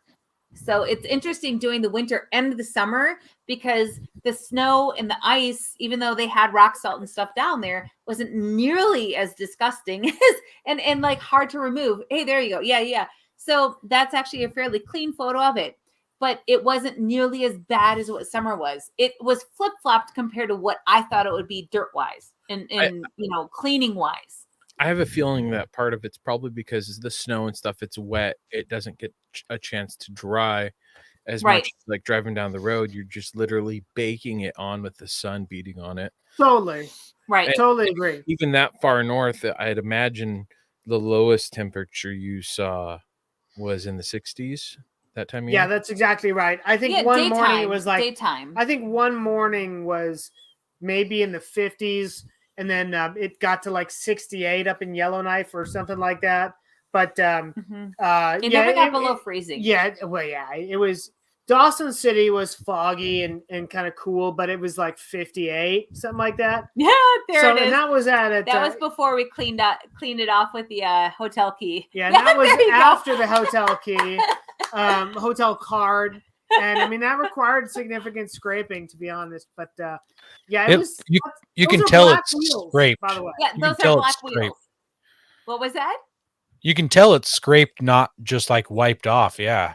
Oh yeah, no, like literally, we've gone through 100, probably thousands of miles of off-roading and all different kinds of scenarios, weather conditions, terrain, dirt, whether it's volcanic, sedimentary, whatever you have it, and we've not seen anything like it. But yeah, Andy pointed out, if you bring that photo back up, or any of those photos where we're really dirty, those are black wheels. They're jet black matte wheels. They're beautiful. They're actually really beautiful OE wheels. We've not liked a lot of the two-tone silver, black, whatever wheels. That's not my thing. It's not Andy's thing. But yeah, they're jet black and not at all in this. And it took hell on wheels for us to try to clean it. This is actually the end of the Ingram Trail. Yep. And I believe that is Lake Tibbetts, if I remember correctly. So that's that's the photo. That's the beginning of the Ingram Trail. Yep. And I love that I like that you got all those Subarus lined up. Yeah, which is funny is you see the black WRX right at the bottom. You can see that was the car that decided to wash their car. Jeff and her and her talented son or daughter Ella were like, "Why'd you guys clean the car?" And then you wanted to clean it. I'm like, now we get you got the white Forester in the foreground. No, they are right. The white Forester, yeah, right. Our Lexus friends will be very excited that you said it was a Forester. But I mean, we didn't know. We had no idea. We're like, oh, Ingram Trail, okay, and it was an optional. So that drive to go all the way in to that lake and go all the way back out, that was optional. So we haven't really touched about this yet. So the Alcan 5000 Rally does what they call extreme optional controls, right? So they're extra driving routes. So people that are eccentric enough, crazy enough, dedicated enough to be able to, drive the extra, drive the extra miles to be able to get said Arctic award, do these extra extreme controls. We did all of them. And so Ingram Trail was one of them. It wasn't until literally watching Ice Road Truckers that we were seriously, like Friday night. This is what it is. What? 3 nights ago. We were like, hey, let's watch Ice Road Truckers. Like, hey, it's on Hulu. We'll watch season 1 and 2. Like, we always catch it like it's simulcast, and it's kind of. But we know that they've been to places we've been before, so we're like, hey, let's watch this. And the Ingram Trail, the Hall Road, the Ingram Trail, and we're like, wait a minute, that's where we were. They literally call it the Ingram Trail Hall Road in here. Hang on, let me just look where it is. Because I was like, oh, Ingram Trail Hall Road. Oh, this is cool. But it was just hilarious because we're like, I had no idea. But that's this whole deal where like you do these things and then you hear about something else. You're like, I had no idea that that's what they did there when we were up there. I'll find it. While you're looking that up, can you? I saw the Mini. Was there a least capable vehicle on the rally, and how did it do? And I'm asking this question to find out like how capable of a vehicle do you really need to do the summer rally? Yeah, there it is. Ingram Trail Tour Hall Road. That's right. Yep. To your question about the least capable, I would say in terms of off-road capable with both the Mini Coopers, especially the Countryman that was on 10-inch tires there. Those guys did it. So they had done it a number of times before, so they knew what they were getting themselves into. This wasn't like, hey, what are we doing? But these guys are seasoned Alcaners. They've done this before. Well, and they've had issues. They had multiple issues. I mean, the one ended up like losing a couple of wheel studs and then lost all the rest of the wheel studs. Thank God they ended up having the extra hub, but they still had issues. I mean, so yeah, I mean, hats off to them. Oh my God. We thought of us driving a 1991 Pajero was bad, but oh my gosh, a 60-something and a 70-something Austin Mini. I mean, hell yeah. There was another couple that were friends of ours who are from Edmonton, Alberta, and they had a new Mini Cooper, John Cooper Works, just a 2-door, but it's a pretty fast little thing. But they ran on a stock, I think it's a 17 or 18-inch tire the whole time, and I'm like, I mean, having done this before, I was like, I would not want to do this in something that low.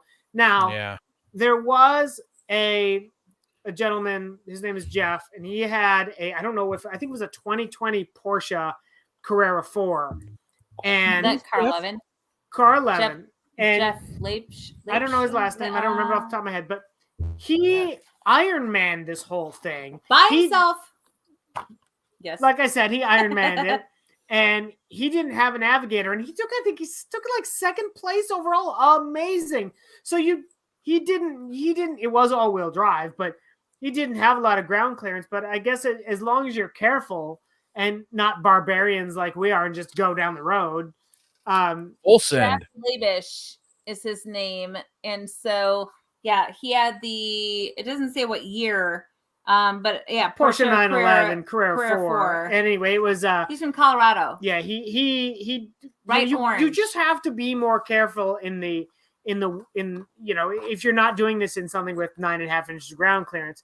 And the winter ones, I mean, there were a couple of front wheel drive Mini Coopers, and I'm like, you got to be real careful where you're driving in a car like that. Well, and they had all sorts of, they had, was it steering linkage issues or the freezing issues? They had some transmission linkage issues back in mind the 2021 that was like close to that was 2020, and they were, that was, what highway was that? Dempster? No. It was the Dempster. It was a Dempster. But I do know that this year, the cars spanned everything from these classic late 60s Mini Coopers or Mini Countrymen, to Gladiator. There was a Gladiator. There were Lexus GX 460. Two-door Jeep Wrangler. There was two-door Jeep Wrangler TJ. There was a 91 F-150. Mm-hmm. There was a 1995 Ford F-150. Yep, 95 F-150. There was a full-size Ram Cummins with like 100 horsepower tune on it. So Ford Raptor. It was moving. Yeah, Raptor. There was a Toyota Tacoma with some sort of like, I think it was an AT camper on it. There was a Habitat. I think it was a Habitat. But then again, there was also Audi 4000 Quattro too. There was an Audi 4000 Quattro that was driven by the two youngest Alcaners ever. We ran into this Hilux up there that was, I thought it was from South America, but it's actually from the Netherlands, I believe. But they were just. We ran into a lot of travelers nice that were doing the Alcan highway. Yeah. A lot of European plates like this. Some of the real big, like overland style, Stuart Stevenson style kind of things. A lot of Volkswagen buses, that kind of thing, with European plates. So that area up there is such a popular overland route. So you see people from all over the world. You know, what's really cool is not only were those vehicles, there, we had several different KTM, motorcycles, adventure motorcycles. So we had part of our team was Rod Sorensen. He was a vehicle or moto number 31. So he had a KTM 990 adventure bike. So, but there were several different BMWs. There was even a Honda, and there was a Husqvarna 501. So, that Husqvarna was like a dirt bike on knobbies. It was incredible. I mean, that guy, seriously insane. I freaking love it. But yeah, one guy on a Honda Africa Twin, but lots of BMWs. There was the one with the sidecar. Those guys are it's pretty cool. Like I said, crazy respect. Newfound respect. I want to talk to those guys so much more because I mean everybody's in like rally mode and like everybody helps each other, right? The camaraderie is bar none. Unbelievable camaraderie. It was so cool. I mean, so cool. But I just would love to be able to talk and interview every one of them, but I know I can't. But just was a really neat experience again. That is awesome, and I'd love to interview them too. So maybe if they want to come on, I'll talk to them. Which is speaking of which, I mean, most people should know where to find you guys. You've been on so often, but for those who've just tuned in, don't know where to find you, where can they find you guys? So we are Crankshaft Culture. So we're crankshaftculture.com. We're Crankshaft Culture on Instagram, Crankshaft Culture on Facebook. Crankshaft Cult is that's my account on Twitter. She's Writer with Grit on Twitter, and we have a YouTube channel. If you search for Crankshaft Culture, you will find us there as well. And you can find me on myself. I post a lot of the links to some of my articles too via my name, Mercedes Lilienthal. You'll see that on screen, Lilienthal. Too long to normally say, but you'll be able to find me that way too if you Google me. You can find me also on my name _Andy _Lilienthal, and you'll find lots of ridiculous stuff that has nothing to do with anything we're talking about. Which is also good for a relaxing and fun and entertaining break. Yes, you'll find my Instagram feed relaxing. Such as The Best of Muffler Jazz by Andy Lilienthal. Yes, that's the nameless performance exhaust. Right. Anyway. Yeah. Well, awesome, guys. It was great having you on. Yeah, it's always a pleasure. Love coming on the show. Fun to bring on. Yeah. We wouldn't have you on so often if we didn't like you. Well, we appreciate it. We always have fun with you guys. Yeah. Well, we like everybody else who listens to our show. We appreciate you guys tuning in, sticking with us in these long shows. We still got people out there in the chat listening. So we appreciate you guys. Thanks for watching us live. Make sure you're sharing us with all your friends, clicking that subscribe button, that like and subscribe or bell or whatever it is so that it notifies you when we go live. Then you don't have to forget about it. Appreciate you guys. Thanks everybody out there, and God bless America. Thanks for having us on. Don't forget to visit Patriot Patch and join the Patch of the Month Club. Check out our Gaia affiliate link for up to 40% off. Also, don't forget to head over to Warren Medical Gear Outfitters and Colby Valve to see all their great gear. We're a proud part of the Firearms Radio Network. Got a comment or question? Send it to us through our webpage at firearmsradio.net or through our social media channels by searching for Offroad Podcast. Also, you can listen to us live at overlandradio.com Mondays at 7 p.m. Pacific. When off-road, please remember to have fun, tread lightly, be safe, and courteous. Thanks for listening. Wish I had a muffler.